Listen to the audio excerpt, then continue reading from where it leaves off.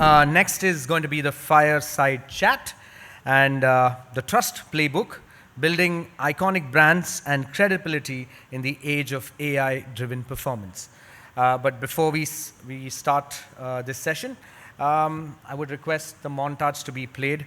And you must have definitely seen the Chetak Awards. Let's just dive in a little deeper with this.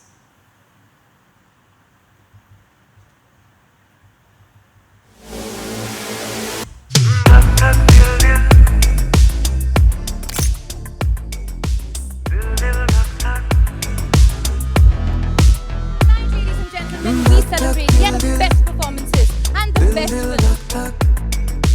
कब से अब तक, कब से कब तक, लम्हों की कहानी है, सदियों की जुबानी है. Wearing my daughter's sari. Oh, so cute. तक दिल दिल, दिल दिल धक धक, कब से अब तक, कब से कब तक. My sources told me few days back that I'm not getting this award. यहाँ पे कोई source नहीं लगता.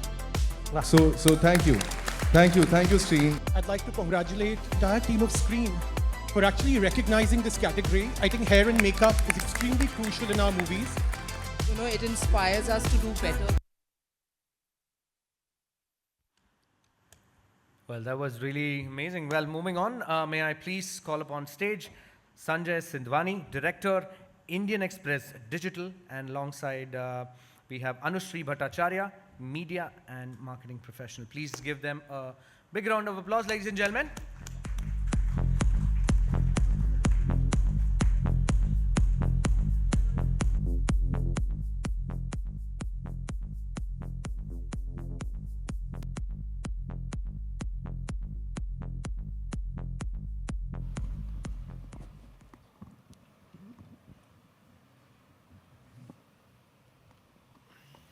Good morning, everyone. So I'll start with the very first question. In an age where people don't watch awards, in an age where people have little or no belief in the ecosystem of awards, what made Indian Express invest in Screen, buy back Screen, and then do a whole award after a long time? Sure. I think before I answer, can I ask the audience by a raise of hands, how many of you have watched some part of that show? Okay. So I think that kind of answers that, if you keep doing something in the way it was done and then blame the product, I don't think it works. So when we bought the brand back from Star and wanted to do the awards again after a gap of 6 years, I think we went and looked at why people were not interested anymore. So as you will relate, people of my generation, for us award was a big deal and we used to watch it very diligently. But then even a person like me who was an avid watcher of awards hadn't watched an award in the last 10 to 15 years. I don't remember the last time when I watched an award show. And it had to do with many things. I think as a consumer, it was more about TV viewing had declined. We were no longer watching television.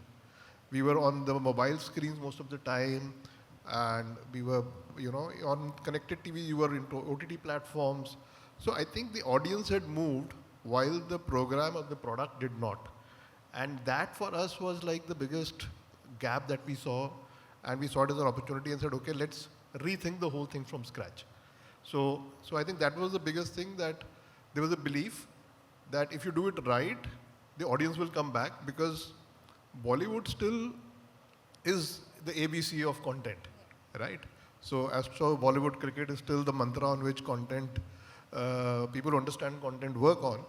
And with that belief, we said, okay, let's look at the problems and solve them one by one. Got it. But you had three stakeholders to convince. One was fraternity, which was very used to knowing which award they're going to win and hence showcasing their presence. You had the audience, and you also had your advertisers / sponsors to convince. In an age of, no offense to the previous session, AI and performance marketing, how did you manage to get your sponsors on board through the brand building story? So I think that was a tough one because when talking about the three stakeholders, let me first talk about the problems that each one had. I think audiences we discussed to some extent that they had moved on. The Gen Z, which everybody now wants to chase, is a very different animal from maybe people like us. We were used to packaged content delivered in a certain way.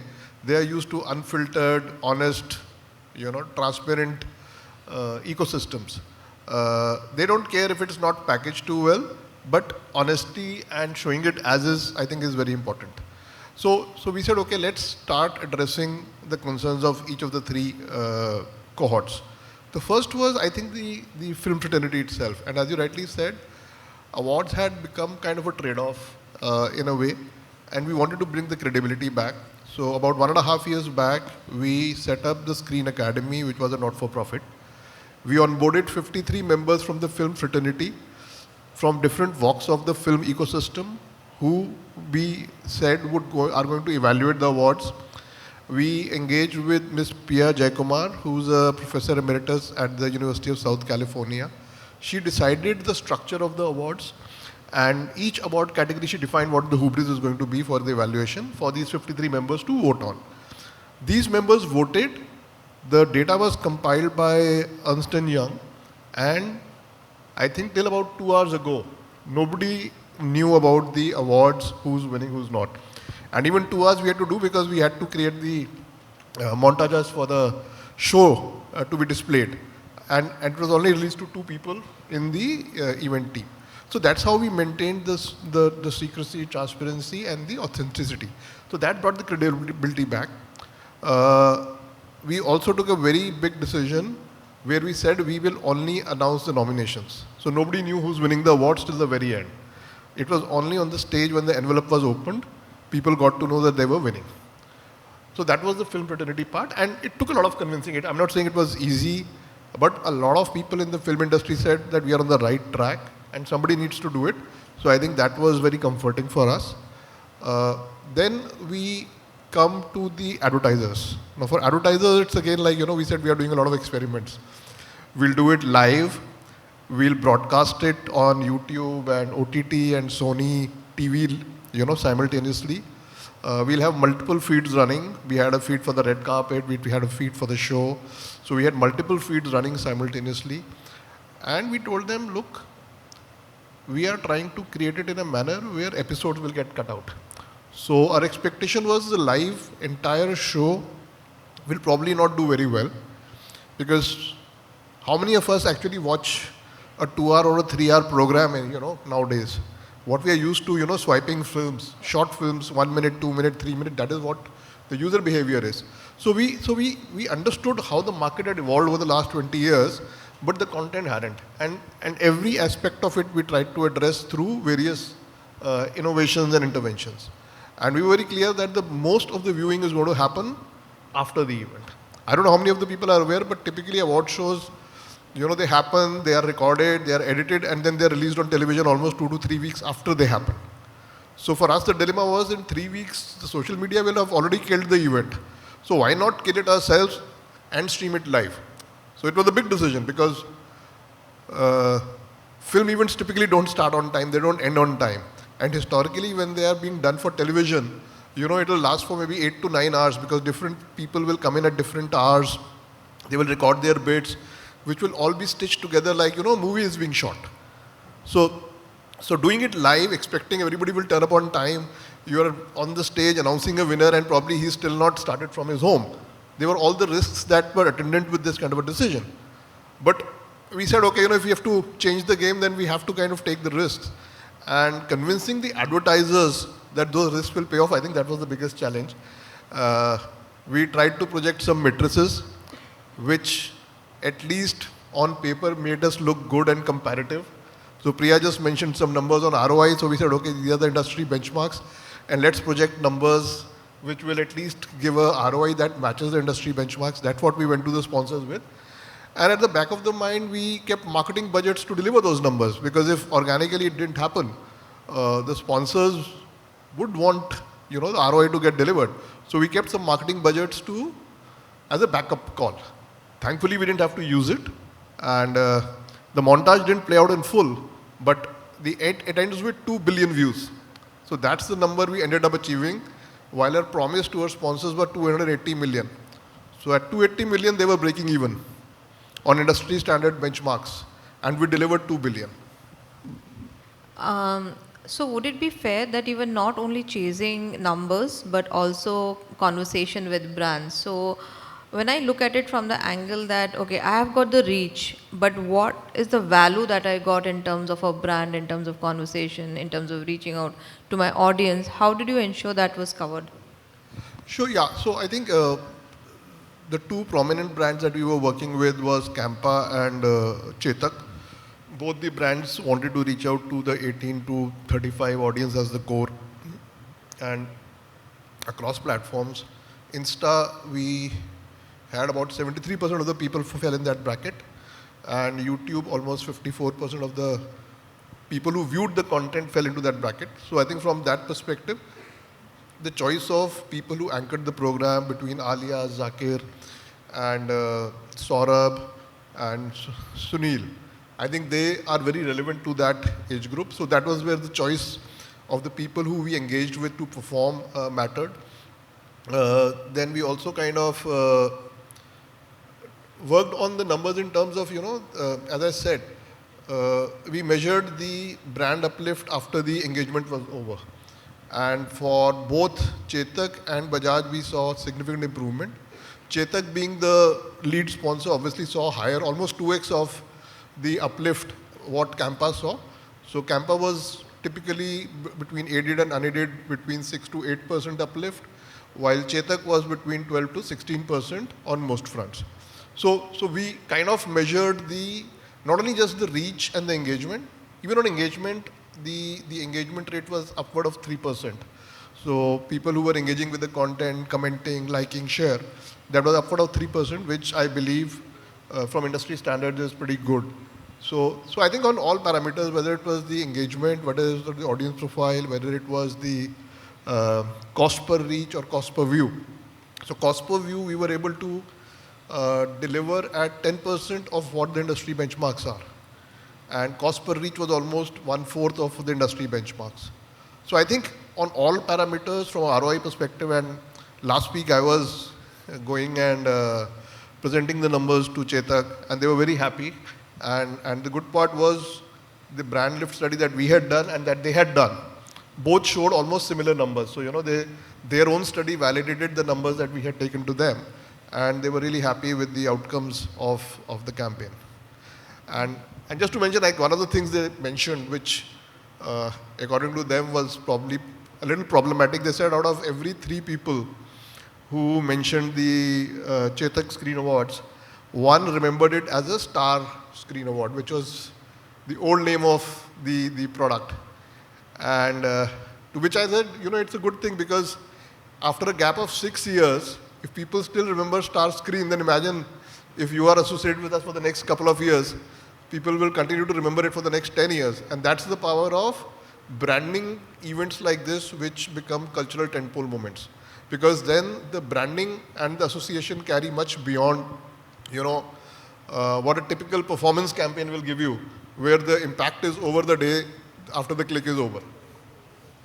On the content side, one thing you also did was you moved it from just being a mere 3-hour content to you played it on the 90 days impact. How much that also helped you to get user attention, get the right kind of conversation from brands? So I think it came from 2 inputs. One, sponsors not willing to put in money because audiences don't consume. Appointment viewing is dead. I mean, we all know it. So, there was a time, if you look at a brand like Nirma, it was built on sponsoring Chitrahar.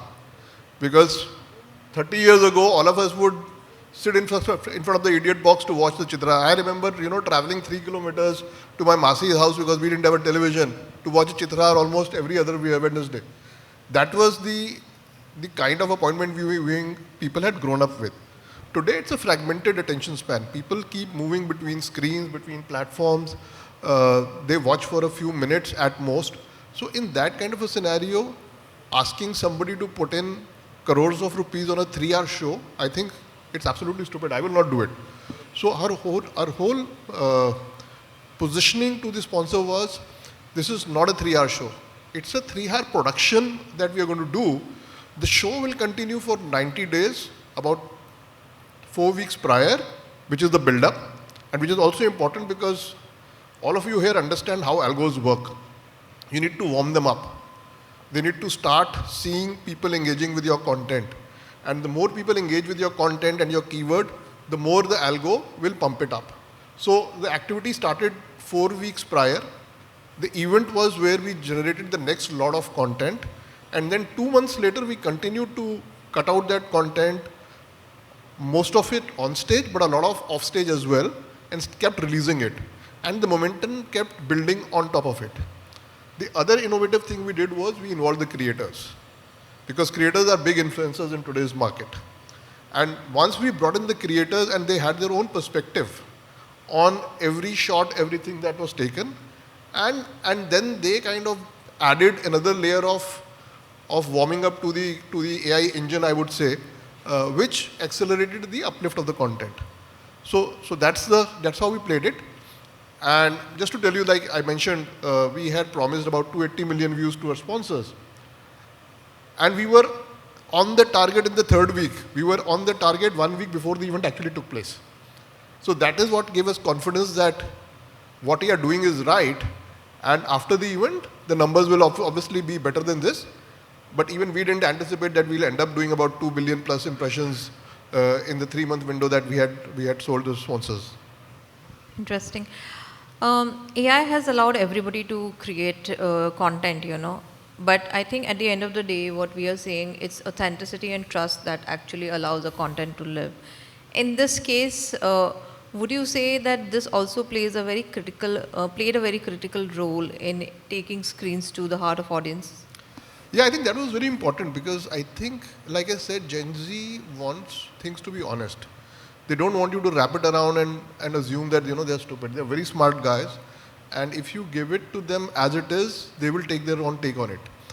And if you look at the numbers at a unit content level, I think the best content was the one that happened spontaneously, right? I mean, you talk about Zakir saying, "Bam Liari mein phate, par धुआं Bandra se Juhu tak hua," or his response to Goldie Bahel, where he says, कि हमें बस के नीचे धकेल दिया. All those were very spontaneous reactions, and that was the kind of content that really did well. So I think while you program, and what we programmed also did well, but it was this spontaneous, natural, real outburst which really kind of connected with the Gen Z.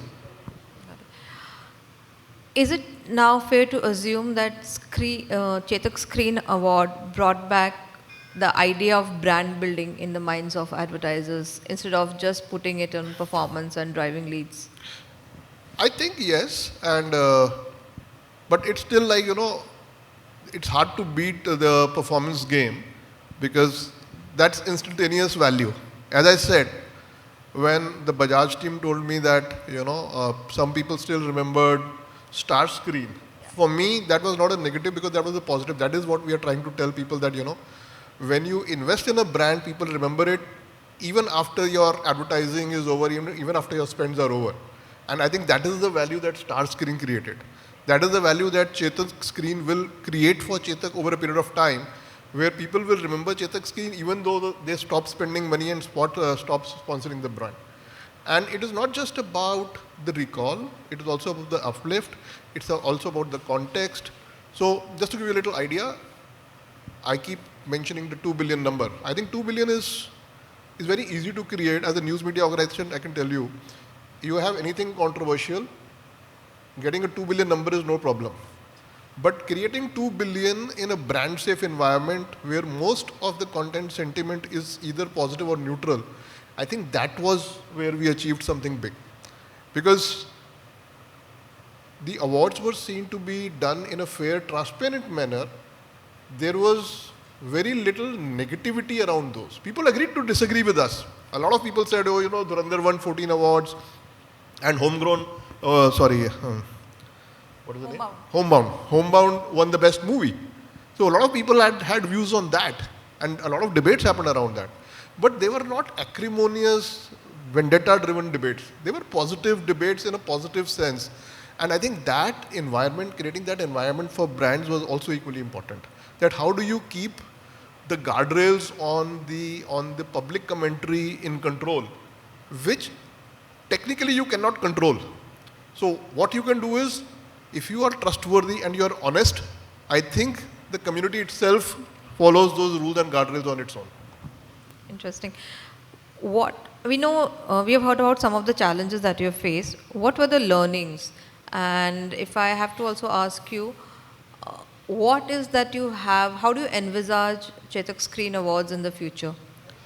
So I think the learning for us was, while doing live, we, I think, messed up TV in some bit.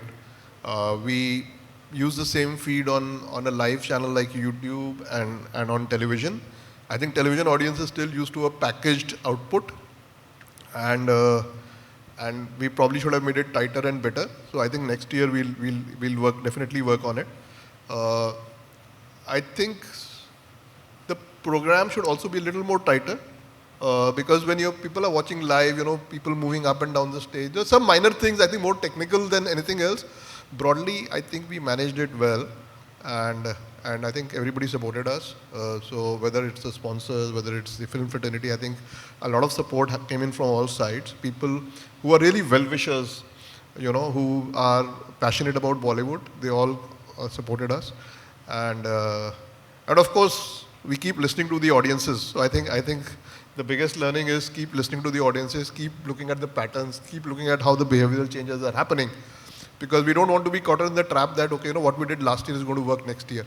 So we haven't still gone on the drawing board, but when we go to the drawing board, we'll look at it, what's new, what's emerging, how do we tap into that.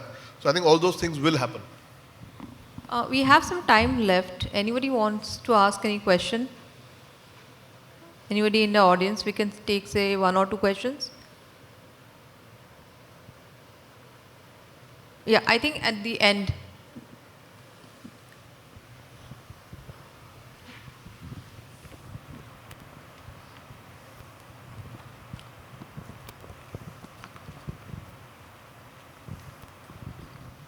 Yeah, hi. Hi. Please introduce yourself and just restrict yourself to the question, please. Yeah. Hi, I'm Sabha. And I just wanted to ask that you mentioned about 2 billion views and everything. But how do you define those views? Like, I could log in, watch for like 5 seconds and just drop off. But I'll still count in your 2 billion views. But I'm not like a actual audience who watched the whole 3-hour spread over 90 days, right? So how do you quantify that? Who's like the actual active viewers that Sure. you had? I think very valid question, and let me answer that with some data points. So there would obviously be some people who would watch for a 5-second and go out, and but what you look at is the averages. So to give you a little data insight, on Insta the average view time per view was between 45 to 50 seconds. On YouTube, for the horizontal videos, it was about 85 to 90 seconds, if I'm not mistaken. Might be off by 5 odd seconds here or there. On YouTube verticals, it was about 60-65 seconds. The live stream on YouTube was 19 minutes, and TV viewing was approximately 9 minutes. I hope that answers your question. Thank you. Yeah, I think this gentleman on, yeah, if somebody's with the mic. Here, please. Yeah.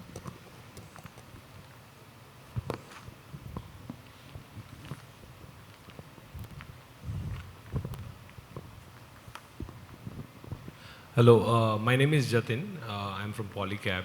I wanted to ask you a question on brand recall, right? You mentioned about brand recall. Now, just understanding the context that, awards like Filmfare or, Stardust or IFA for that matter. Now, obviously, these are very strong brands created over time, and today, if at my age I know Filmfare, Now, those things obviously were carried, right? There were brands like Manikchand, RMD who did sponsor those events then. Talking about the brand recall in today's context, with the proliferation of brands, sponsors, event, media, AI coming into it, do you see that the kind of longevity of brand recalls that were done then, like say for example, I would remember Filmfare for the next 20, 30 years because I've seen that. But will my son, who is a 10-year-old now, would say Chetak Awards and would remember it for even next 10 years? So how is that brand recall comparable then versus now? Okay, I think you have a valid point in the sense that there are more brands, there's more marketed, there's fragmented attention spans. So all of those play a part. And to be honest, nobody can predict what's the outcome going to be 10 years down the road, right? But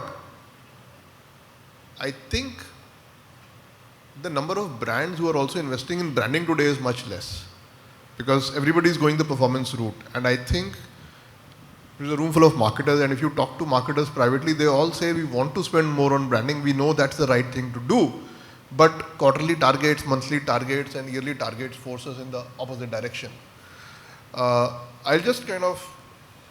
had jotted down some figures here from the brand impact studies that I had. So this was done between the 5th and the 6th week after the awards happened. And I will read out two numbers, first for Chetak and second for Campa. Chetak was the title partner and Campa was the co-sponsor. So top of the mind recall, Chetak was up 12%, Campa was up 6%. Unaided awareness, Chetak was up 29%, Campa was up 7%. Unaided consideration, Chetak was 7%, Campa was also 7%. Aided awareness, Chetak was up 18%, Campa was up 4%. Aided sponsor recall, Chetak 26%, Campa 38%. Past 7-day purchase, this was only done for Campa, was up 6%. Now, this is 4 to 6 weeks after the event was over. We'll probably do another repeat study before we do next year's event to figure out what was the decay in the recall levels, 10 months after the event happened. And then maybe next year also. So over a period of time, we'll collect this data because you're absolutely right. Unless you have data supporting these spends, people will be hesitant to make those spends. We were fortunate that Campa and Chetak believed in what we said. And to be honest, this is what I told Sumit, who's the CMO of Chetak. Megha, you were playing a blind hand, trusting the dealer. So we were dealing the cards, we were saying you have good cards, and he was playing blind and he put a big bet. And he put the onus of delivery on us. Because I was telling you go and play blind, so the onus was on us to deliver the numbers. And thankfully we were able to deliver the numbers. As I told you, we kept backup money to spend on marketing in order the numbers were not achieved organically. But as I said, by the 3rd week itself, we had crossed what we had promised, so we were pretty comfortable by that time. But anything can go wrong. The awards couldn't have started on time. Something would have gone wrong. So, with the events that happens. But I think when partners trust and they give a free hand, I think that's also equally important. Because we were trying to build a trust ecosystem in when the content will fly. So, there were sponsors who wanted to come and we said no to them because we were not very comfortable with those sponsors. Right? Somebody wanted to put their product on the stage and say, let it be there for the whole 3-hour show. I said, it won't work. It will kill the whole damn concept that we're trying to build. So I think having the right partners who understand the ethos on which brands are built and why they want to do it, I think that's equally important. And then we work with them. It's not that, we put the partners away and say, oh, no, you leave it. We try to understand what their objectives are. Right, like I said, both partners wanted the penetration in a certain age group. They had geographical priorities. We try to work around that. Some we achieved, some we didn't. It's not that we achieved everything. So, but I think more or less, we delivered more than what was expected as an outcome. And yes, we will continue to measure and share the performance matrices, the brand impact matrices as it progresses, because it is a very different market for what it was 5 years ago. Thank you. Thanks. Just one, this is the last question that we'll take because after that we'll be running over time. Hi, my name is Chanel. I work with a lot of brands in the brand consultancy space. If I'm focusing specifically on the Screen Awards, right, there were a lot of conversation that happened primarily from the content standpoint. A lot of it, like television in the past, worked on a lot of dramatic content. Now it became more of a, like if we look at the clips that kind of went viral, they were more organically faux pas. They were kind of not revenge really, but back saying, answering back to a certain kind of conversation where certain creators would have not done that in the past in front of a large audience. While it used to be very, very formal in the past, this particular edition looked very, very conversational and informal.